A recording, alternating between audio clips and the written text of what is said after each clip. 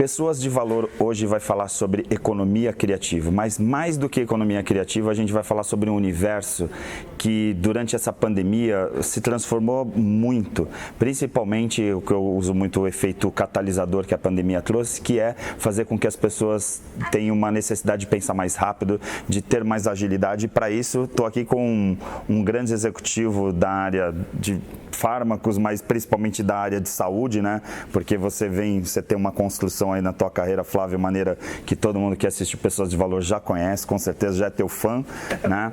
Por sinal, tem o Instagram lá do Flávio, tem o Instagram do Brain Talks, que sempre a gente coloca aí no vídeo. E hoje a gente vai estar aqui com uma pessoa que é o nosso anfitrião. Quando a gente está em São Paulo gravando aqui na Cal, a gente normalmente fala, o Renato tal. E aí, assim, quem é o Renato da Cal? O Renato hoje é o nosso entrevistado. Muito obrigado por você participar.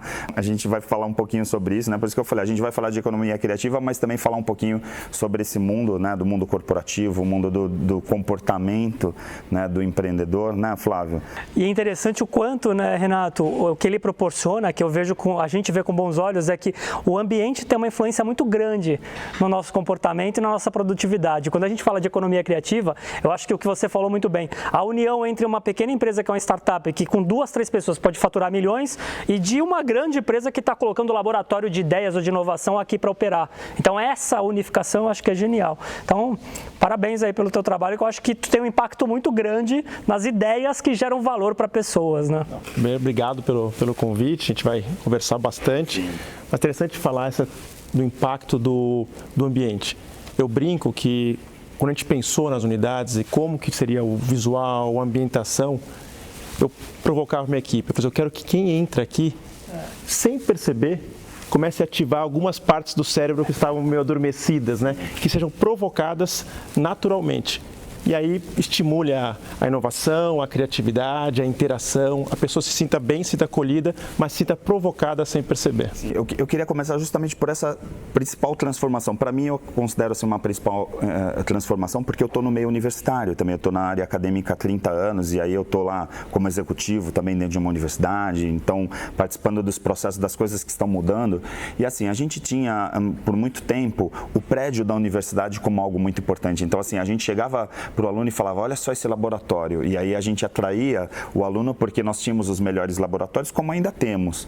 Mas de repente veio a pandemia e mostrou o seguinte, olha, os laboratórios vão ter que ficar fechados nesse tempo e agora a gente está com um olhar muito especial porque a gente definitivamente colocou no centro quem a gente precisava colocar, que eram as pessoas. Então assim, a gente fala de principal ativo as pessoas, no mundo da economia criativa isso fica muito claro, porque assim, é um jovem empresário que às vezes se junta com 2, 3 e faz um negócio, né, escala esse negócio e transforma um negócio milionário e às vezes uma empresa que tem lá 30, 40 pessoas trabalhando durante anos que não fatura ou não gera o resultado que aqueles 2, 3 meninos, entre aspas, funcionam. E você, de certa forma, é um pouquinho isso, né? Você sentiu isso, assim, tá sentindo isso na pele? Essa coisa de tá ficando mais explícito para você? Não sei se por você estar aqui, né, no dia a dia, nos espaços, sentindo que realmente essa dinâmica mudou completamente? É muito legal você falar isso, assim. Eu posso contar três coisinhas, acho que insights interessantes.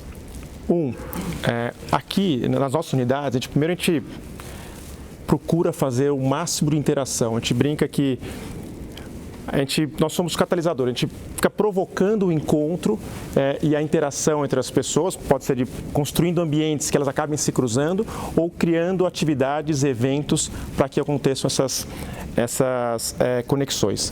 Um dos eventos que a gente fez foi em 2018, para pessoas imaginarem o futuro. Normalmente a pessoa imagina o futuro era 2030, como vai ser o mundo em 2030. E normalmente as pessoas pensam, o que vai mudar em 2030? E dessa vez a gente fez um evento de empresários com os filhos, então a gente pediu para eles trazerem os filhos para cá, e a pergunta foi o contrário. O que vocês acreditam que não vai mudar em 2030? E era com post-it. Foi, por exemplo, é uma área ali embaixo ali. E depois foram colocando. E o mais interessante, primeiro, o tema que ganhou disparado, o que não vai mudar em 2030, tanto para os filhos quanto para os empresários, foi o mesmo. E o tema era, ser humano precisa de ser humano. Pode acontecer qualquer coisa. Então, assim, essa é uma coisa que a gente acredita muito. Vem o mundo virtual, o mundo digital, que veio para complementar, mas a gente tem muito forte de que o ser humano precisa de ser humano.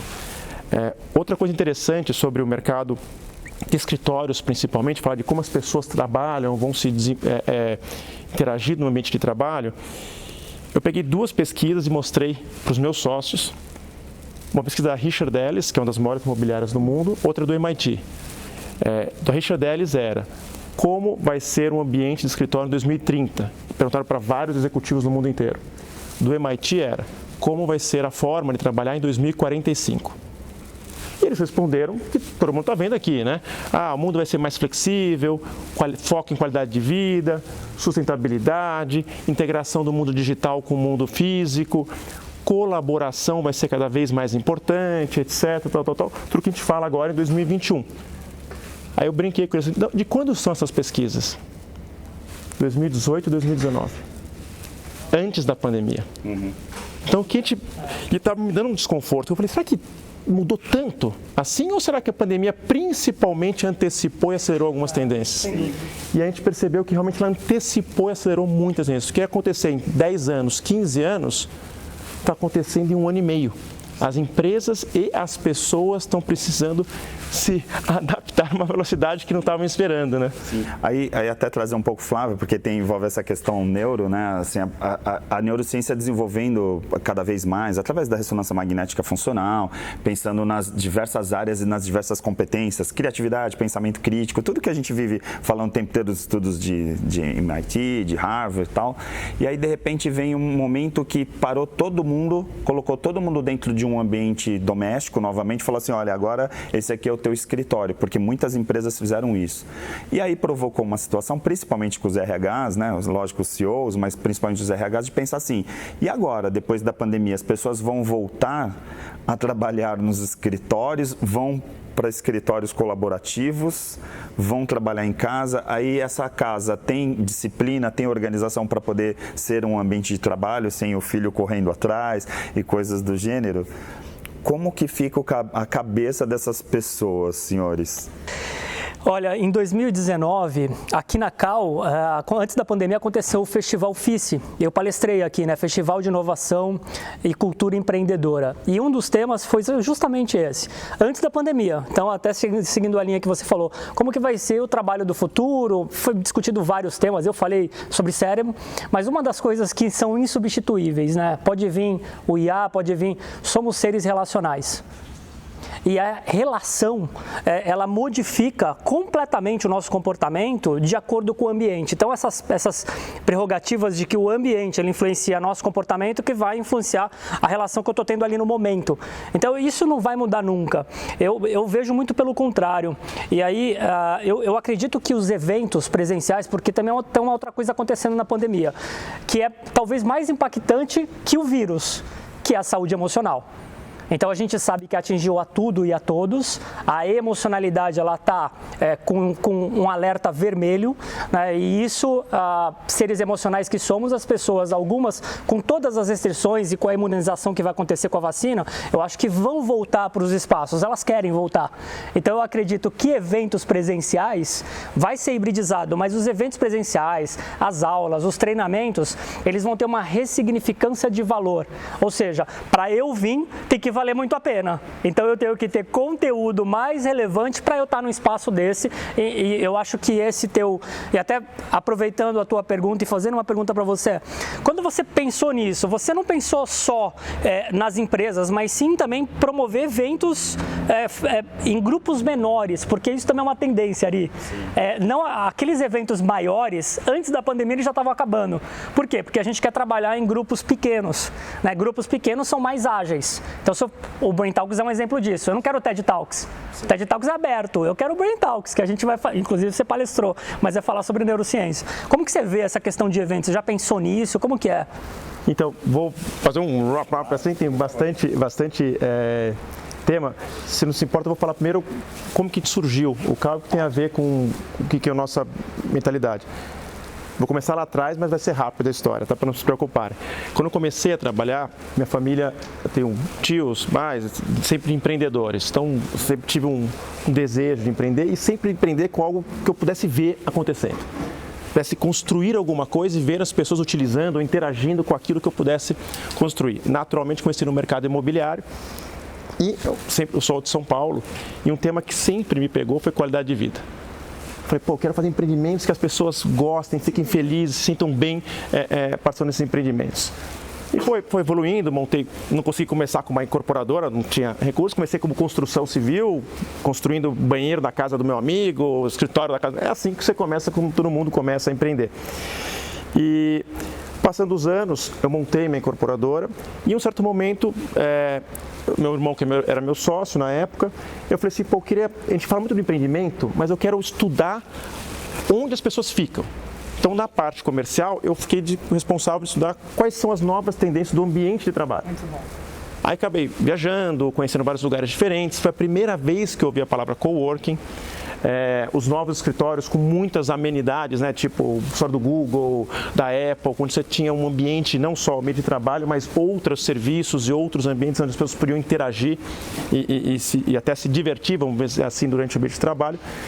E eu falei, olha, estou com uma ideia, queria agora que a gente trouxesse aqui para o Brasil e montasse o nosso projeto de coworking. E quando a gente montou o projeto de coworking, algumas diretrizes foram bem importantes. Uma foi, existiam vários modelos de coworking. O primeiro foi, a gente acredita em diversidade. A gente queria um ambiente que tivesse empresas grandes, empresas pequenas, interagindo no mesmo lugar, empresas em momentos de vida diferentes, aquelas que estão começando, aquelas que já têm um pouco mais de experiência. Uma, era a nossa cliente acreditava, uma vai tirar o melhor da outra. E a outra coisa que eu queria era aproximar a academia da prática. Então, nossa primeira... O espaço maker, né, que você tem. Espaço maker, e a gente queria que o ensino estivesse próximo da onde as coisas acontecem. Então, a primeira unidade que a gente inaugurou foi em Joinville, estratégia nossa de empreendedor. Tinha uma baita ideia, eu queria fazer essa unidade, eu mostrei para os meus sócios, na época não eram meus sócios, mas hoje são meus sócios, falei, olha, esse é o meu sonho. Eu falei, Renato, super legal o seu sonho, mas seu sonho custa X. Então vamos começar pequenininho e vamos testar seu sonho, se seu sonho é bom mesmo. Então a gente inaugurou uma primeira unidade pequena lá em Joinville e no dia da inauguração trouxe o Miguel Aboab, né, que é uma super referência no mercado de tecnologia, e trouxe o diretor da melhor universidade lá, da Univille lá de Joinville. Que eu queria alguém que trouxesse essa... Exatamente, eu queria academia junto com o meio empresarial para dar essa mensagem. Então, já nasceu no nosso DNA essa interação de estimular o aprendizado, né, que é um pouco disso que você está falando. E aí, falando do home office, e aí sou suspeito, mas muito baseado no que a gente vive e no que a gente conversa com as empresas, eu vou pegar um pouco de algumas experiências que aconteceram aqui, que não dá para acontecer no home office. Eu estava um dia em casa, aí no meu computador, isso antes da pandemia, e de repente chegou um vídeo para mim. O que é esse vídeo? Um vídeo, e depois eu pensei, é lá no CAL. Como tem um vídeo dentro do CAL? Quem filmou? Ainda pôs o logo do CAL lá, não sei, mas quem está fazendo um negócio desse? Isso no começo lá do CAL. Descobri que lá em Joinville, um dos clientes tinha uma empresa de café para eventos, outra fazia filmagem, outra fazia a parte de comida, etc. O outro era do terceiro setor. Eles organizaram lá no CAL um evento com o chefe de cozinha, o outro cara filmou, o outro forneceu o café e o evento que era arrecadado ia ser doado para a gestão de caridade do cara. Todo mundo se divertiu, interagiu, aconteceu de forma orgânica. E ainda divulgaram o CAL. Sim, agora esse ambiente colaborativo, porque para mim isso vem em várias coisas, né, que se conectam com a questão do comportamento, a própria psicologia do ambiente. Mas essa ideia do DNA, né, do espaço, de ter experiências ou jornadas diferentes ou momentos diferentes de jornada, colocando tudo num espaço só, é interessante porque, de certa forma, acaba tendo um processo de mentoria aqui entre os próprios participantes, né? É muito legal isso. Eu não posso falar o nome das empresas que estão aqui, claro. Mas tem uma que é uma multinacional muito grande. A gente construiu um espaço para ela, a gente tem isso, né? A gente Hoje aqui no Cal, a gente pode receber desde um escritório virtual até uma pessoa que vai ter uma única mesinha para ela, até uma empresa por 300, 400, 500 pessoas. Então, todo mundo a gente é bem democrático. E essa empresa a gente construiu uma área para ela e o presidente falou assim, com uma condição, eu quero que a minha equipe, para chegar na minha área, ela passe por dentro e passe por todas as outras pessoas. Eu quero ver que eles vejam a startup com faca nos dentes. Legal. Trabalhando. Então, tem uma das startups que está aqui, eu não posso citar o nome também, mas eles, eu visito bastante as unidades, eram os primeiros a chegar, os últimos a sair. Não coincidentemente, começaram com 2 lugares, 4 lugares, 15 lugares, 20 lugares, foram comprados por um grande banco e explodiram. Essa é a energia da startup, as grandes empresas querem que a sua equipe veja. E para as que estão começando, ter a chance de você estar tomando um cafezinho, ou de repente participar de um evento, ou até simplesmente conversar, porque todo mundo aqui tem todo mundo junto. Não estão competindo contra o outro, estão colaborando mesmo, de verdade. Então, ter alguém com essa experiência no dia a dia faz bastante. Agora, Flávio, a gente também fala um pouco dessa coisa do novo normal, que lá atrás falava, agora já até derrubou isso, né? Porque a gente já está no momento que já consolidou esse cenário que a gente está, que assim, muitas empresas não vão voltar para os seus escritórios no modelo, vai ter essa coisa híbrida e tal. Só que tem uma coisa que é muito importante no mundo corporativo, que é justamente a troca dessa experiência. Não estou nem falando de brainstorm, propriamente dito, mas a troca. E aí, assim... O cafezinho, né? É o cafezinho. A gente também não pode considerar que o home office, né, veio para ficar e vai ser o novo formato, tal, que está tudo certo, porque a gente também tem muitas experiências negativas em relação ao home office, principalmente nessa questão que você falou dos seres humanos, né, das relações interpessoais. Pode ser que, por um lado, o cara fala, estou aqui com a minha filha aqui perto agora, ou a minha família, mas em compensação, a mente dele está dividida. A gente acha que a gente é multitask, né? A gente não é. Então, o primeiro mito da neurociência é esse. A gente acha que a gente consegue fazer várias coisas ao mesmo tempo, a gente não consegue. Tá? Então, a gente até consegue, mas você vai dividir a excelência da execução. Ou seja, teu foco, teu sistema atencional e de foco, ele está dividido, logo não vai ser excelente tudo. Você vai fazer meia boca tudo. E ninguém quer meia boca. Então, entrando nesse ponto, a divisão, o que eu vejo? Várias pesquisas, McKinsey, algumas empresas, elas estão pesquisando o que vai acontecer pós-pandemia, e pode surgir outra pandemia, não importa, mas a falácia da produtividade. A gente sabe, justamente por esse percursor cerebral, que a produtividade ela tem um impacto muito grande do ambiente que está influenciando ela. E aqui tem uma área da neurociência que você conhece, que é a neuroarquitetura, que ela estuda exatamente que ambiente eu vou desenhar para o que eu quero, para aquele setor que eu trabalho. E aqui eu vejo isso, eu vejo uma tendência ali de voltar muito grande o quê? Alguns setores vão ficar predominantemente no home office porque o setor permite isso, não é a maioria. Não é a maioria dos setores. Outros grandes setores da indústria, etc., eles vão trabalhar no modo que vai ter dias para home office, mais dias, provavelmente mais dias, inclusive, no escritório. E aí eu vejo também uma tendência muito grande de uma revolução imobiliária, que é a entrega dos escritórios tradicionais, porque a gente sabe que o futuro é a economia criativa, e vai vir uma demanda reprimida para lugares como a Cal. Eu espero que você esteja certo, eu espero que a gente esteja certo também. Nós estamos vendo muito difícil, é muito difícil para quem trabalha no setor de escritórios comerciais, ambientes de trabalho, mas a gente acredita que esse futuro vai ser muito mais híbrido, vai ser muito mais flexível, as empresas vão buscar agilidade e o tema qualidade de vida, que aquele que começou lá atrás, né, quando pensei em montar o Cal, e o Cal trouxe essa possibilidade de entregar qualidade de vida, seja ainda muito mais relevante, né, na hora de fazer a escolha de como eu vou trabalhar. E um dos grandes desafios é como que as empresas vão gerenciar esse time trabalhando de forma híbrida. Parece simples, parece bonito, muito legal trabalhar 3 dias aqui, 2 dias lá, mas isso vai envolver uma inteligência, né, e uma logística diferenciada. Só chamar um intervalo rapidinho, aí a gente continua aqui no Pessoas de Valor. Agora, o Célula Mater está no Miramar Shopping. Das 7 às 10 da manhã, o shopping abre apenas para nosso atendimento. A nova unidade realiza todos os tipos de exames, com resultados em 1 hora para mais de 50 procedimentos, incluindo o teste de antígeno para Covid-19. Nova unidade Célula Mater Miramar. Confiança, credibilidade e respeito à vida abrem mais uma porta para você. Venha conhecer. Existe um bebê que é especial, está sempre na moda, bonito pra você. A mamãe e o papai, ele quer agradecer pelo banho de loja da estação do bebê. Roupinhas, acessórios, carrinhos, enxoval, toda a decoração da estação do bebê. Rua Carvalho de Mendonça, 251 Santos. Estamos atendendo. Ligue para 3302-1970. O seu bebê feliz na estação do bebê.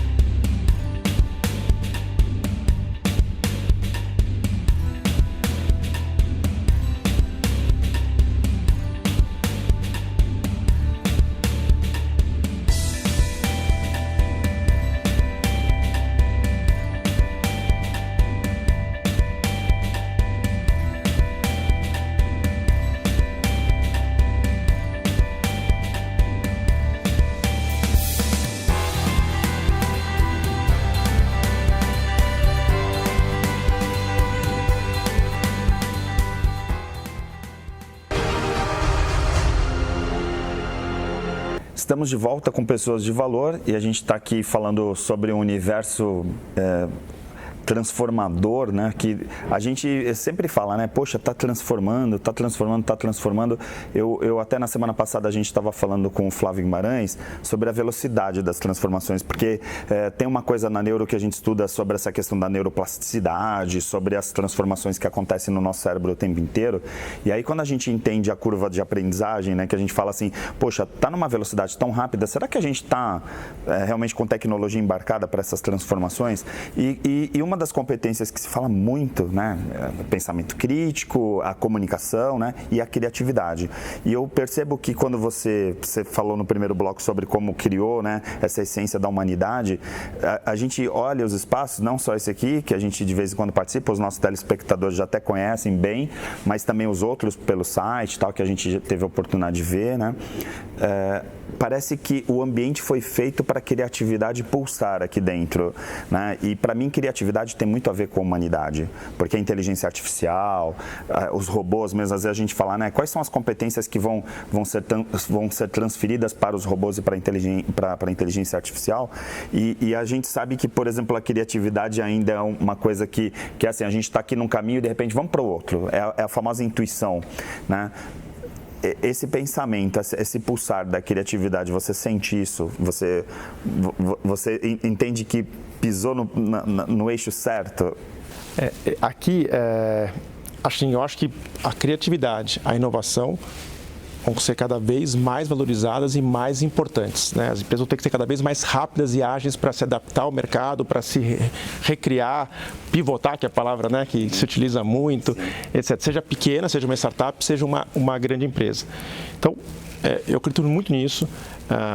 Muitas pessoas brincam, quando elas chegam aqui, às vezes, nessa unidade aqui especificamente, elas percebem, mas que engraçado, estou sendo estimulado de formas que eu não estava acostumada, né? Porque por causa do ambiente, da energia, com as pessoas passando, fazendo, acontecendo. Teve um diretor de uma grande multinacional que eu fui negociar um espaço com ele e a equipe inteira falou assim, Renato, vai lá, convence ele para a gente ficar aqui, a gente está louco para ficar aqui, etc. Muito legal. Aí o cara era indiano. Aí eu, nervoso, né? Cheguei para ele, comecei a falar, explicar, e ele falou, Renato, stop. Falei, você tem um escorregador. falei, não precisa falar mais nada, você tem um escorregador, né? Aí o cara falou assim, eu olhei para a equipe estava entendendo assim, isso aqui, e vieram para cá, né? Então, esse é um pouco uma das brincadeiras, óbvio, não é porque tem um escorregador, mas é todo o cenário e os ambientes são criados para isso. Acho, e a gente está conversando muito internamente, de levar para as unidades ter mais ambientes que estimulem a criatividade, ter mais ambientes que permitam a interação entre as pessoas, entre as empresas. A gente tem recebido demandas de empresas que querem ter, por exemplo, ela tem às vezes 100 funcionários, ela fala, eu não quero mais 100 lugares, eu quero 20, 30 lugares, mas eu quero que minha equipe tenha momentos de interação com uma certa frequência. Você consegue criar um plano para que a gente possa ter esses momentos? Então, esse está sendo um dos desafios que a gente está tendo aqui para frente. Perfeito. E aí, Flávio, trazer aqui para a neuro também, né? Porque assim, tem até na psicologia positiva a gente fala um pouquinho sobre essa questão da autorrealização, né? Da felicidade, do bem-estar. E assim, tem uma parte que é genética, tem uma parte ali da intenção da pessoa, tal, mas tem uma parte que é o meio ambiente. Né? Então, assim, como ser criativo, né? Trabalhar a criatividade num ambiente não criativo. E como não ser criativo nesse espaço aqui? Né? A gente é um ser sensorial, né? Então, o cérebro, ele recebe a informação do meio interna, ele reage a ela e ele processa ela e reage a ela. E aqui, desde as cores que são pensadas, e hoje a neurociência, ela investe, né? A gente chama esse campo de neuromarketing, né? Tem até um livro famoso, A Lógica do Consumo, mas a gente investe em pesquisar que cores eu vou colocar, qual que vai ser a estrutura. Por exemplo, você falou uma coisa, Renato, que remete à infância. E de uma forma muito rápida. Tem um estudo muito significativo que pegou crianças e deu clipes para crianças. As crianças com clipes, elas chegaram a 300 soluções. Aí eles chamaram começo de adulto, de 17 a 22 anos, por aí.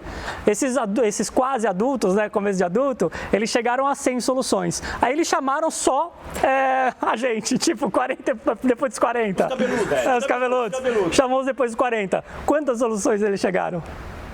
A menos de 20.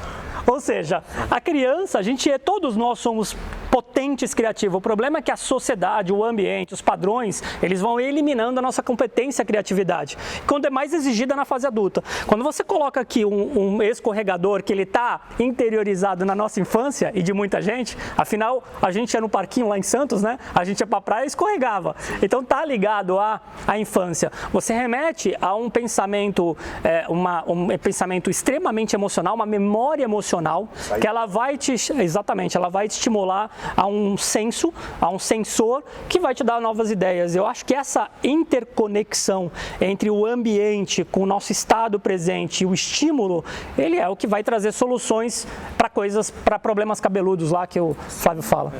Só pegar o gancho complementando, acho que o outro componente que acho que é um dos mais importantes, se não for o mais importante, são as pessoas. Então, essa diversidade, a gente acredita, de ter grandes empresas com startups, com empresas pequenas, médias, em momentos de vida diferentes, e pessoas com conhecimentos, com histórias de vidas diferentes, essa interação, fazer com que elas acabem se cruzando, eu sou meio nerd, eu fui visitar aquele CERN, que é lá na Suíça, lá na França, que são o colidor de partículas. A gente brinca que aqui é a mesma coisa. A gente fica colidindo pessoas, colidindo ideias. Sim. E daí vão surgir essa inovação, o inesperado, aquilo que a gente não sabe o que é. Se a gente ficar colidindo, vai surgir o inesperado. É a nossa teoria aí, um pouco da Eureka. Perfeito.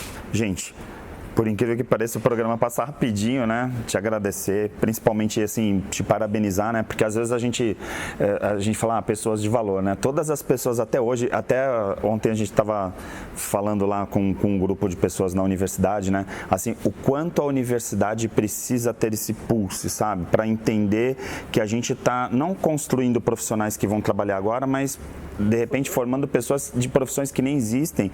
E isso, por mais que pareça um clichê, né? tem que ter esse respiro, tem que ter esse oxigênio. E assim, aqui eu diria que talvez você esteja mais arejado do que algumas universidades. Eu fico muito feliz de trabalhar numa universidade que também tem esse oxigênio e tal, né? Mas assim, a verdade é que a gente está precisando de mais espaços CAL, né? Para poder fazer para a gente poder, de certa forma, entrar nesse novo momento, que não é um momento pós-pandemia, né? Porque, de novo, né? A pandemia é um catalisador de uma transformação que já vinha acontecendo, né? Então, parabéns, muito obrigado. Flávio, mais uma vez, Valeu, estamos aí. Obrigado, Renato. Né? Legal. E aí você fica com a programação da Santa Cília TV e na semana que vem a gente se encontra.